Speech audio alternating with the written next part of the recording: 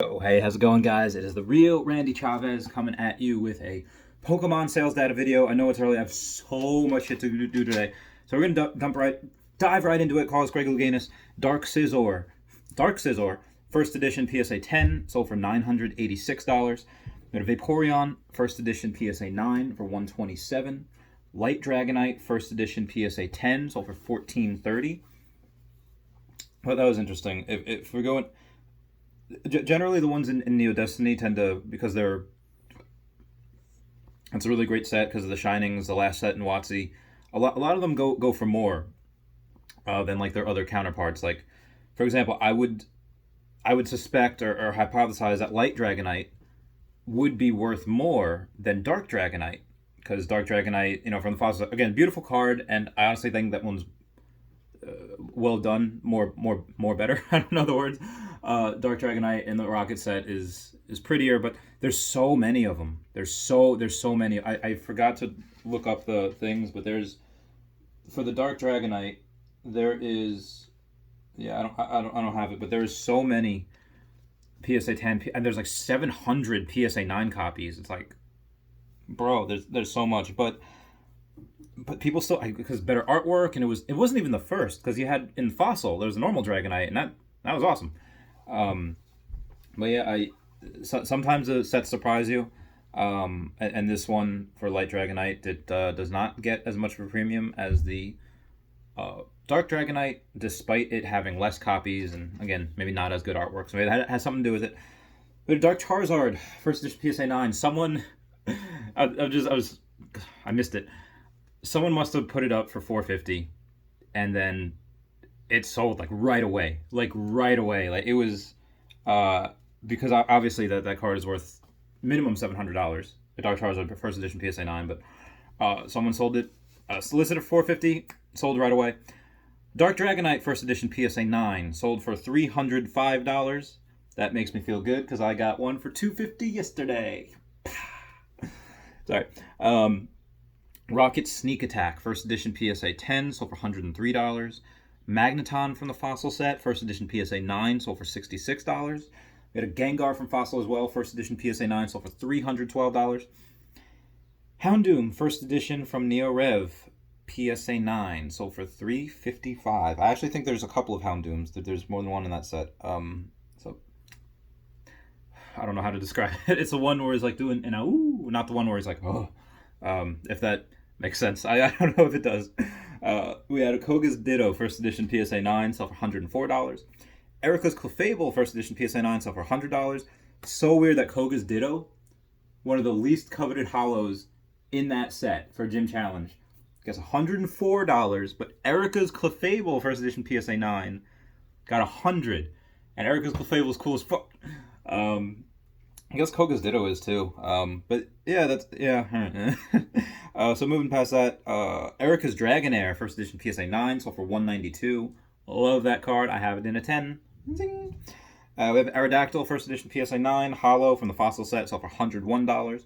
Hitmonlee first edition PSA 10 sold for $480. I was wondering, for like 2 months ago, I sold mine for $550, and we've seen a bunch, and we've seen prices past that. A minimum $500. Why did this get $480? So I go and look, and it was a week 10. On the top left corner, there was whitening, there was edge wear, and it was like, okay, yeah. So it got a 10, but shouldn't have gotten 10. Kabutops, first edition PSA 10, sold for $461. We have a Misty's Seadra, first edition PSA 10, sold for $342.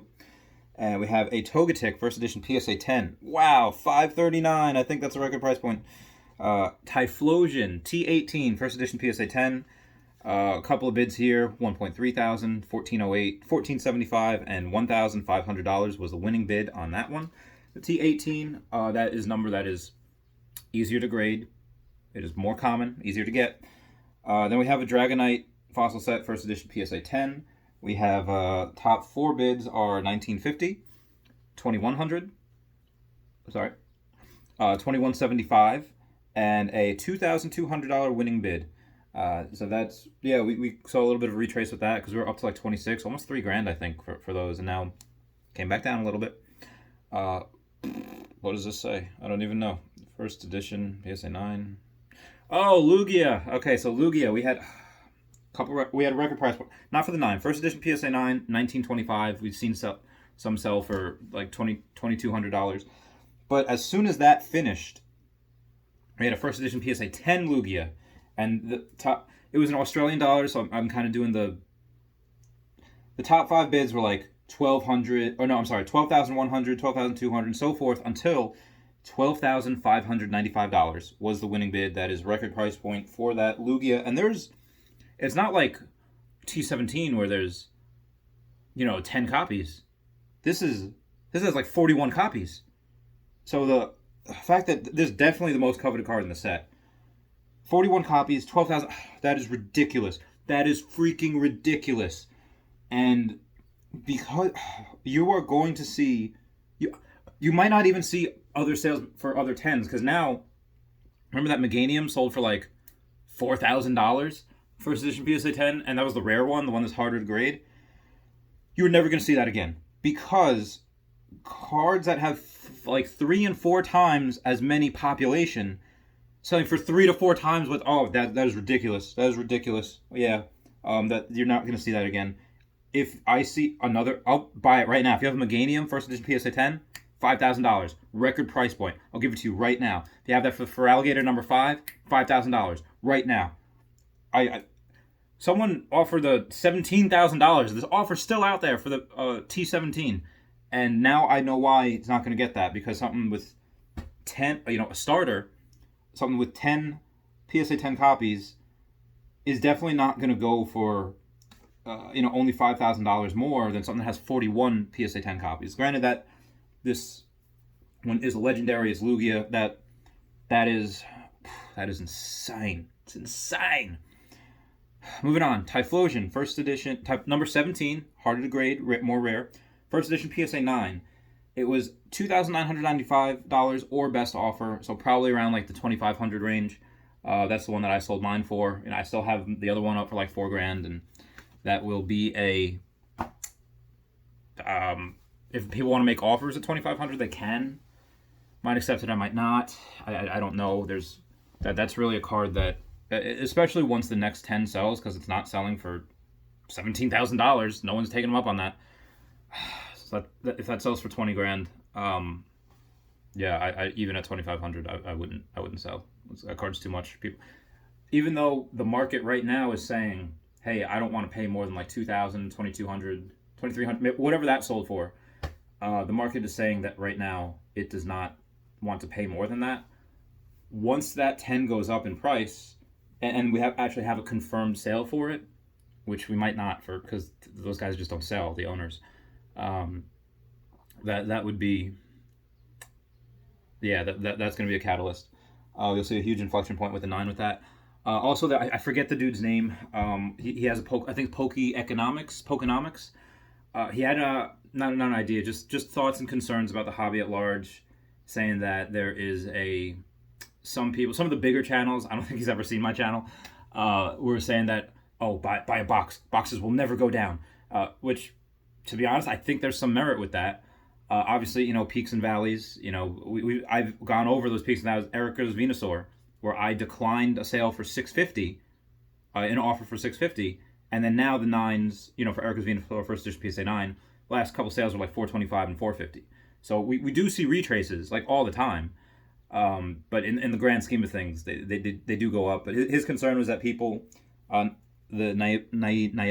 naiveness of some people, that they see other people and they take their word like as gospel. And I'm just letting you guys know what I do. This is my thoughts. These are just the patterns that I see, the patterns that I can see the future. Like, no one has a crystal ball. No one can really tell. But that's what made me successful in my first business. It's data and risk analysis, and that's what I do. That's and it's for things a little bit more complicated than Pokemon. It's business lending to business owners that have poor credit. You go over the bank statements, average daily balance, and all that, and you see the profit and loss and balance sheets for the business. And I know I'm kind of talking another language. It's really boring, but what I'm saying is all just the data is the data, and this is my interpretation of the data. My interpretation of that is just my opinion. Someone else could see this data and think something else. Whether they're right or wrong, whether I'm right or wrong, again, only time will tell. But when I say people are sleeping on Neo Revelation, as soon as I get more money, I'm buying Neo Revelation. I bought a that Dragonite yesterday, that Dark Dragonite for 250 because I think that is very undervalued. So I bought it. I'm putting my money where my mouth is, and not telling you guys to do it. I'm just saying. I do. My goal is for everyone here to try to make money with Pokemon because, and that's I have another. It's the same channel, but I do other videos with stocks with Tesla and Fastly and Illumina, and I'm telling people what I'm doing because I want other people to make money. Uh, Obviously, it's easier to say like, okay, you go and do your thing, and I'll wait to see what happens. That's fine. That's obviously. I mean, I think I have a pretty good track record already, but obviously that's fine. The stocks have only been in a few months. I still have like 40% gains in it in a few months, but Pokemon the same thing. That's what I do. Data and risk analysis. I've been in the hobby for a few years. Obviously, we all played it when we were younger, but I really want people to make money with Pokemon because people don't know that Gary Vaynerchuk. He's a huge Instagram influencer, but he's not just that. He grew up. He immigrated here with his family from Soviet Union. So tell how old he is. In his 40s, I think it's almost. Yeah, he's just in his 40s. I don't know if he's 50, he's not 50 yet. And he helped his dad. His dad owned a wine store. It was making about $3 million a year. That was gross. That wasn't after paying everyone, so he didn't really have that much of a net margins. And he helped grow from $3 million to $30 million a year business. He's very, very good at marketing. He knows what people pay attention to, and he's worth a couple hundred million now, owner of Vaynermedia. And the reason why I'm telling you this is because he tells his fans, invest in sports cards, invest in collectibles. And I've tweeted at him a couple of times. He hasn't tweeted back yet, but I think he knows because he's like, who's hardcore into Pokemon? And I'll tweet him like this, and like, let me be your shepherd. Let me give you it because one, I want people to grow the hobby. The more people that grow the hobby, the happier people will get. It's just a great hobby, and that's one of my goals. Just have people be happy. But also, if people make money with Pokemon, then people will stop looking down on it. I think people will. A lot of people still think like, oh, that's for kids, and unless they know you or unless they know, like if I meet someone and say, what do you like to do, and I said like, oh yeah, I have two businesses, and then they ask, and I said one centered around Pokemon, they'll give me like the you're one of those weird motherfuckers. I feel like it's really given a bad rep sometimes. Even though it's starting to become cool, it has been cool. It is cool, but to a lot of people, they just still see it as kid stuff. And which again, there's some merit to that. There's some validity to that view. It is really just kid stuff, but it's the way they make if you're doing something and it's fun and it's giving you joy and you're not hurting anyone, then fuck, just keep doing what you're doing. And I feel like if people are making money with it, and I can help people make money, then that brings more validity to the side. And people, my goal is to like in stocks. Like I don't believe in like Nikola, the stock, but I'm not going to try to make money by shorting it, hoping that it does bad. I want to make money by investing in what I believe in, which is Tesla. So with Pokemon, like I don't want to shame people into saying like, oh well, you know what, you think this Pokemon is childish, but guess what? I make more money in that than you do in that. Like I don't want to say that to them. I just want to say, like, well, yeah, Pokemon is meant for kids and we grew up with it, but it's the nostalgia, and through that I've been able to help supplement my lifestyle, help supplement, do everything I want to do, charity donations and all that, and helps me go on vacation, and it's fun. And if they see that it's positive and it's happy and it's not just like, okay, he's taking his extra money and he's buying it, like no, like making money with it, and it's a positive. It's being positive. So that's what I hope. I hope people, yeah, I hope people do, and obviously do what you want, do your own research, but I hope people do listen to what I'm saying, what I'm doing, because I honestly feel that what I'm saying and what I'm doing will make you more money in the future. It has in the past for me, like 100%, but I want others to do that as well. So I'm not gonna be the one here to say like buy this card guaranteed it will go like. Although sometimes it is, and boxes, same thing. And I'm just saying he had mentioned boxes. There boxes. Once you break them, like you break them, there is once you open it up and break it, there is one less box. Like that, the population report just goes down as other population reports, always go up. The population report for boxes, even though there's no population report at it, that goes down, especially with all of these people breaking boxes all the time. I could have had a gym challenge box at $4,000, and now it's like what $8,000, $9,000. So and that's still something that I would recommend. Yeah, if you want like a bigger ticket item, you don't want to spend this much time going through like, okay, give me a Scyther, give me a Kangaskhan, give me a Weezing, like, and you don't want to do that, spend all that time because not everyone has it, and you just want like, okay, investment, a box. I don't have to really focus on it. Yeah, I think that's a great investment because that's something that the population report only goes down, and yes, you could see like a spike. If it goes from like 4,000 to 10,000, and then 2 months later, now that the last few sales are 8,000, but that doesn't mean that it's going to continuously go down and go to nothing. And if someone finds a warehouse of like 10,000 of fossil or jungle boxes, which I guess nothing's impossible, but yeah, no, that's just, again, first edition for me. But anyway, I just wanted to bring to light to that. Yes, that guy Pokenomics was right in that. Don't just blindly follow what others say. Be free thinking. Adults, humans, individuals. But at the same time, yeah, no, I hope you guys take what I say like to heart. And when I make a suggestion or when I say like this is what I'm doing, yes, I would tell my best friend. I would tell like no, buy this. And if that card, let's say they buy it at a record price point of like.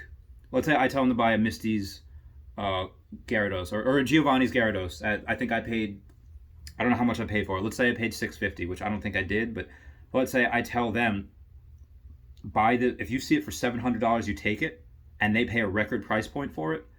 I'm okay with it because I truly believe 100%, 99% sure that will go to $1,000 within the next year. And let's say I'm wrong, it goes to $500. I'll go up to them and I'm like, listen, if you want to lock in your losses and sell it for $500 now, you can. I still believe it's going this way, but I won't. I could still. Do I feel bad that they would have technically lost a little bit of money? That card lost value. Yes, I don't want to do a disservice to any of my friends, to anyone, but I also believe that I'm still right. Like, a long enough timeline that I'm going to be right. And I guess anyone could really say that, about anything. But that's also a risk. I mean, don't put any money into anything, any investment that you're not willing to lose 100%. Because things happen. Things that, like, I put most of my stock portfolio is Tesla. God forbid something ever happens to Elon Musk, he's no longer around. That company's stock is going to go way down. Let's say someone robs Citibank, where I keep some of my most valuable Pokemon cards in that vault, and they blow it up, and my cards are gone. Okay, that's a risk. I keep some cards in different locations. Right here, I'm very, very well armed and very, very well, like, and then my dog's like, it would take a job to try to come in here and rob me. Like, it would take a team. Probably about 5 to 7 guys, because there's multiple entry points, and you'd want to all of them at the same time, and that would probably do it. But you could try, and again, that's with a well-trained team, again, military. You could try to do that, but you run the risk.